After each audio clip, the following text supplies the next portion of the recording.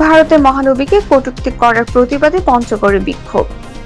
ভারতের মহারাষ্ট্রের রামগিরি মহারাজ ও বিজেপির সাংসদ নীতিশ নারায়ণ রান মহানবী হযরত মুহাম্মদ সাল্লাল্লাহু আলাইহি সাল্লামকে নিয়ে কটূক্তিমূলক বক্তব্যের প্রতিবাদে পঞ্চগড়ে বিক্ষোভ মিছিল করেছেন মুসল্লিরা। সম্মিলিত খতবে নবুয়াত সংরক্ষণ পরিষদের আয়োজনে বাদ জুম্মায় এই বিক্ষোভ হয়।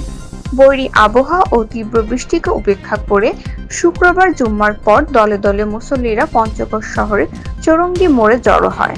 সেখান থেকে একটি বিক্ষোভ মিছিল বের হয়ে মিছিলটি শহরের বিভিন্ন সড়ক প্রদক্ষিণ করে একই জায়গায় এসে শেষ হয়।